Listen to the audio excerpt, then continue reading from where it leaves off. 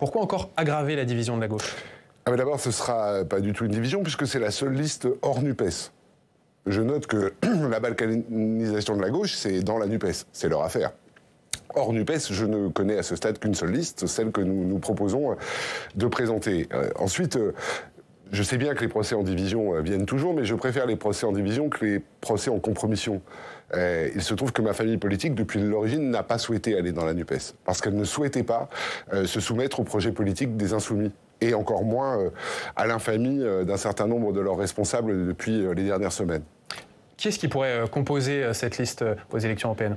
Nous avons dit d'entrée de jeu que le sujet aujourd'hui, c'était effectivement au moment où notre pays connaît des tensions inouïes, au moment où la violence s'exprime partout, au moment où la violence s'exprime autour de nous. Nous sommes dans un contexte international extrêmement inquiétant, au moment où les défis aussi auxquels nous sommes confrontés, je pense au réchauffement climatique, je pense aux défis y compris économiques.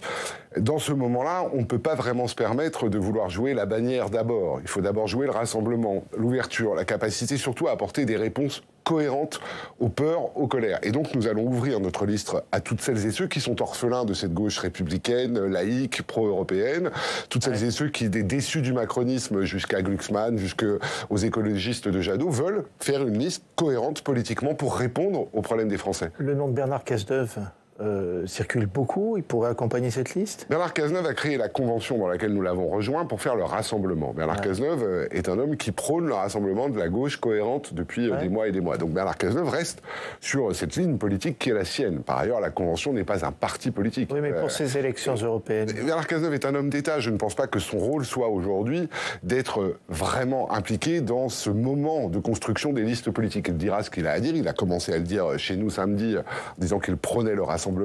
Il dira dans les semaines qui viennent comment il voit évoluer la situation. C'est sa parole. Il n'a jamais été question qu'il en soit la tête. Non. Est-ce qu'il vous a dit qu'il allait s'engager dans la campagne à vos côtés? Il a dit qu'il s'engagerait pour le rassemblement. Charge maintenant à celles et ceux à gauche, et donc au premier rang desquels le Parti radical de gauche, qui est quand même le seul parti qui propose le rassemblement. Moi, je ne note que des partis qui proposent d'être entre eux, enfermés dans leurs officines, qui ont toutes échoué.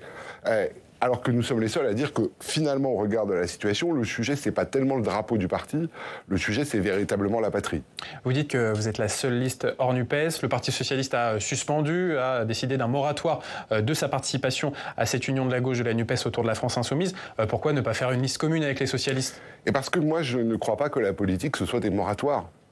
Quand vous êtes confronté à l'infamie de ce qui a été dit par un grand nombre de parlementaires et les filles suite aux événements dramatiques et tragiques et horribles du 7 octobre, quand vous êtes dans un moment politique où il faut montrer une fermeté républicaine à toute épreuve, et en même temps, évidemment, une bienveillance humaniste de gauche pour aussi accompagner les peurs et les colères, eh bien, dans ce moment-là, vous ne vous posez pas la question de savoir si LFI est fréquentable ou ne l'est pas. LFI a un projet politique qui ne correspond en rien à ce qu'est une gauche de gouvernement. Ils ont un projet politique. Ils ont des méthodes politiques aussi. Et ces méthodes sont insupportables à la majorité du temps. À partir de là, vous ne vous posez pas la question de savoir si vous allez attendre, de voir si ça range, si ça améliore, etc. C'est bon. Chacun a vu, depuis maintenant 2 ans, ce qu'est LFI. Guillaume Lacroix, vous pourriez travailler avec quelqu'un d'autre que Jean-Luc Mélenchon à la tête? Je ne veux pas faire du sujet le sujet Jean-Luc Mélenchon. C'est trop facile. Je ne peux pas travailler avec Mme Obono. Je ne peux pas travailler avec M. Guiraud. Je ne peux pas travailler avec un projet politique qui n'est pas clairement républicain. Je ne peux pas travailler avec un projet politique qui n'est pas clairement fondé sur, j'allais dire, une forme d'expression publique qui soit respectueuse, qui ne soit pas en permanence en train de chercher et de provoquer la violence. Si jamais les socialistes décident de sortir de la NUPES, vous leur tendez la main pour les élections européennes? Mais évidemment, j'ai été de tous les combats avec les socialistes pendant des années.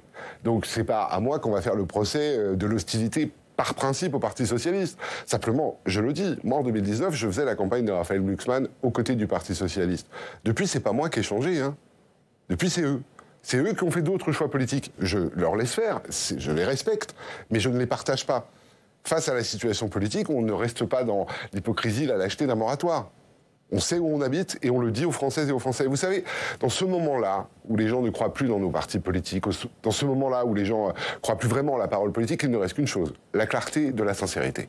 Donc, soit vous êtes sincère et clair, et nous sommes cohérents au PRG depuis des années, en disant nous n'irons pas nous soumettre au projet insoumis parce que ça n'est pas le nôtre. Il est contraire à notre histoire, il est contraire à notre philosophie politique.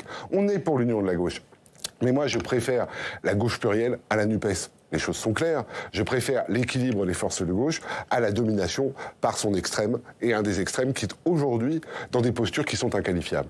Et pourquoi le PRG, qui représente ce centre-gauche, ne ferait pas liste commune, notamment avec la majorité présidentielle, hein, la liste de la majorité présidentielle qui va rassembler des pro-européens? Ce sont les mots ce week-end de Stéphane Séjourné, qui est pressenti pour diriger cette liste. Parce que dans Parti radical de gauche, il y a gauche.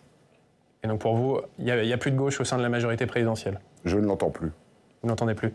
Ben justement, on va parler de l'avenir de la gauche, toujours sur le Parti socialiste. Est-ce que selon vous, ce Parti socialiste a encore un avenir, alors que par exemple Bernard Cazeneuve pense qu'Olivier Faure sera, je le cite, le dernier premier secrétaire de ce parti? Moi, je ne suis pas socialiste. Je ne l'ai jamais été. Je suis entré au Parti radical de gauche à 18 ans, militant de base, je suis devenu président de ce parti. Je suis fier d'appartenir à un parti qui permet cette logique de mérite républicain, qui permet cette logique finalement de construction autour des convictions. Ce qui se passe au Parti socialiste les regarde. C'est leur histoire, c'est leur vie. Et ce sont vos alliés historiques? Ce sont des alliés historiques, mais je le dis aussi dans ce moment-là, au moment où l'histoire politique s'écrit, chacun prend ses responsabilités. Le PRG prend les siennes. Il dit nous, il faut une offre politique cohérente, républicaine, laïque, pro-européenne. Il faut la faire avec toutes celles et tous ceux qui partagent ce point de vue. Je pense à Carole Delga, Delafosse, je pense évidemment à Nicolas Maillard-Rossignol. Il y a plein de socialistes avec lesquels je travaille. Et puis il y en a qui ne travaillent plus avec nous. Et dans ce cadre-là, il y a le premier secrétaire qui ne veut plus travailler avec moi, qui ne me donne aucun signe de vie, qui a décidé que, globalement, son sujet, c'était pas de travailler avec ce camp-là. Ben, c'est son droit, c'est son choix, mais moi, j'ai pris mes responsabilités. Quelle raison, d'ailleurs? Pardon? Quelle raison on vous donne? Je ne cherche pas, je ne suis pas psy, globalement, chacun prend ses responsabilités.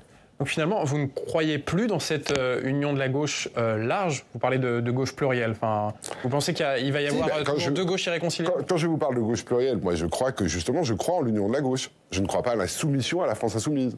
Je crois au fait que la gauche a toujours été dans ce pays construite par des partis avec des sensibilités différentes. On a besoin de l'écologie des écologistes, on a besoin du discours social du Parti communiste, on a besoin du discours républicain laïque du PRG, et on a aussi besoin d'un socialisme qui soit à nouveau un socialisme de gouvernement, qui ne tergiverse pas entre des méthodes inqualifiables de LFI et un projet politique, honnêtement, auquel nous devons opposer une autre réponse politique.